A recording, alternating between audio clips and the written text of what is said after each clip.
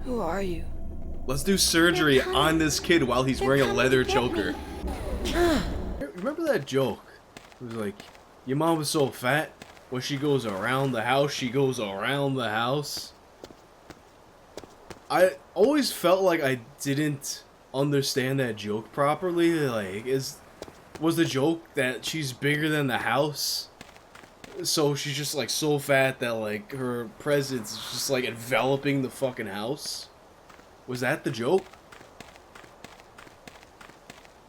What's up, Zim? Or was it something else? Because that's what the joke is, that she's just like that fat that she just like engulfs the house.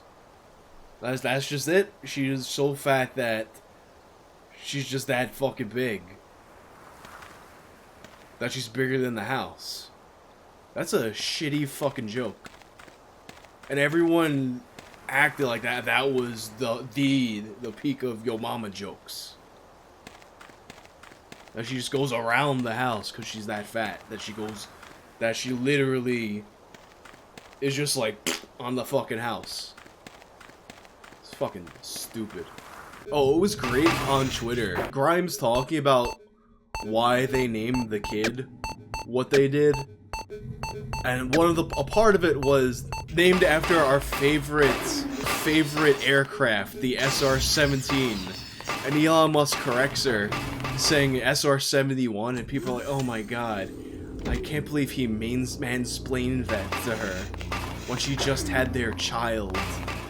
And it's like, alright, first off, like, what's really funny about that to me was that he had to correct her on that. It tells me that she fucking lied about having a favorite aircraft.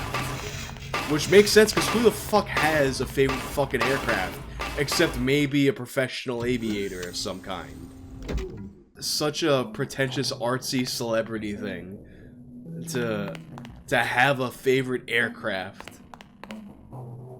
Fuck out of here. You name your child after your favorite aircraft.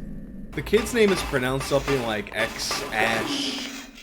I forgot, it was like X-Ash-17, whatever the fuck.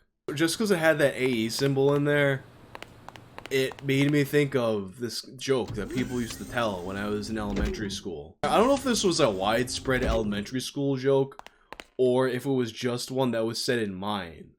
It had to be like one of those jokes that just got everywhere. Where people would be like, what's Helen Keller's dog's name? But that's how as soon as I saw that kid's name, that's the first thing that popped in my head. That had to be just a widespread joke. There's no way that someone at my school independently thought of that. I just got around only in this little enclave of elementary school students. I didn't realize Helen Keller there's videos of her on YouTube. I didn't realize she was alive that recently. Dr. Lem, 2520. Because I had this one night, like, someone had floated the idea that Helen Keller was a hoax. And I was like, that makes sense, because, like, I can't figure out, like, how a person who would be deaf and blind, like, be able to figure all that shit out. But then they had her on the thing with, her... I almost called it her trainer, but it was, I forgot what, like, the relationship was, but then it's like, it was a system where she could figure out the sounds from feeling the woman's mouth. She feels the G, the hard G. The. And I was like, oh, okay, like, it made me stop being a Helen Keller truther. Man, this really would be dope to be able to do. Make shit fucking burn telepathically? What? That was such a Joe Rogan thing to say. Just like gushing over how nice it would be to be able to burn things telepathically. Whoa. I started to watch that Elon Musk episode of Rogan too, and all I could think about it, and it's definitely one of those things where like Elon is just kind of like, you can tell he's just in real life probably just like a very like quiet, awkward dude. But because of that, the whole conversation they're having, it feels like when you're at a party or you're at a bar or something and you wind up in a conversation with a drunk guy that you don't want to be in, And the whole podcast feels like Elon Musk is trying to get out of that conversation, but he can't because he's stuck there.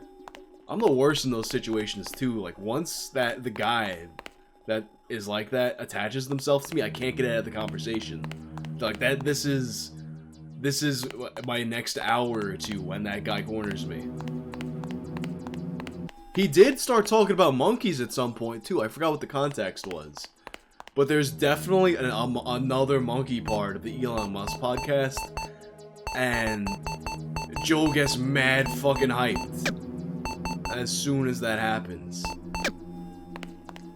Like, Joe Rogan gets his second wind when the fucking monkey talk happens. It'd be funny if it turned out that Joe Rogan had, like, very, very mild autism, and it turned out that genuinely monkeys were one of his special interests. Are you a monkey guy? Oh, here we go, brain blast! There's a room.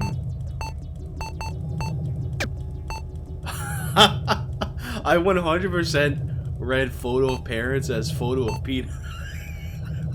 Photo of penis. Like, this character is like just carrying around a printed out photo of a dick.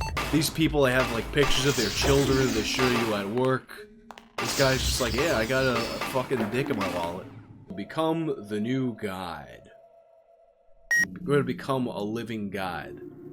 Like EA co-editing.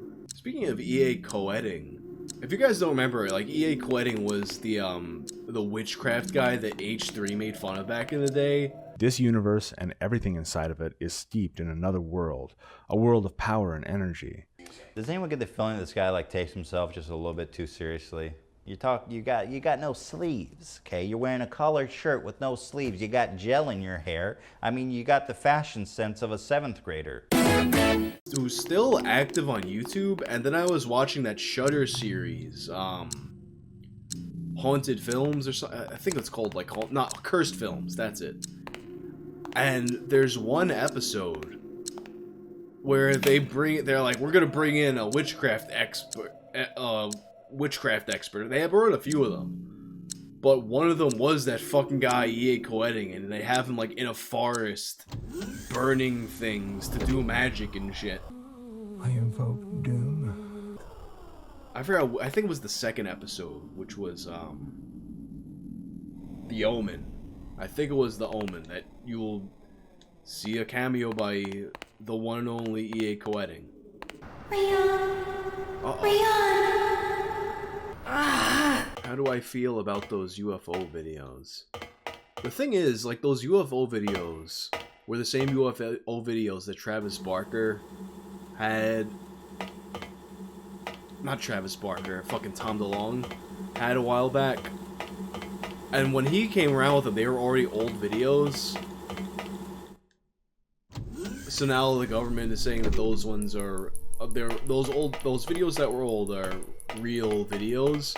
So people hear UFO and they think that means like little green aliens in an alien spaceship. When really all the UFO means is they don't know what the fuck it is. It's in the name, unidentified flying object. So that could be like some redneck in his backyard made some shit. Could be aliens. It could be a foreign country spying on us. Or it could be a US agency making something that they don't have, that another agency sees and doesn't have clearance to know about. Are you a monkey guy? Oh, here we go, brain blast. There's something weirdly nostalgic about how water looks in these games. Because you can tell it's supposed to be water, but it's just a solid that's not moving around or anything. There's nothing useful here. It's a fucking car. I'm kind of afraid to go back and watch In Living Color. Because I remember finding In Living Color really funny back in the day, but I feel like if I looked at it now, I would hate it. It kind of makes me think of Zombieland, too. Because I used to watch Zombieland all the time at work, and I thought that movie was awesome. But then I saw the trailer I saw the trailer for Zombieland 2. I didn't watch Zombieland 2, but I saw the trailer for it. And I remember seeing that trailer and thinking it was the corniest fucking thing I ever saw. But then I'm not sure if it's because 2 is just significantly lamer than the original, or if it's the same kind of humor and my taste just changed and I wouldn't like it anymore. I don't even remember what happened in the Zombieland 2 movie trailer, but I think I remember it having those kinds of lame movie jokes that are like, oh, well that just happened. Something crazy happens. Oh, well that just happened. That for the fucking Marvel movie joke. So, that just happened. I just fucking hate everything now. Like, nothing's enjoyable anymore. Everything just sucks. Because that's the joke you have in a movie now. Oh, so that just happened. Yeah, no. Well, I mean, not that one was a new one. That's like a fucking that shit got played out in the 90s. Yeah, no. Enjoying things is cringe. Imagine unironically liking something.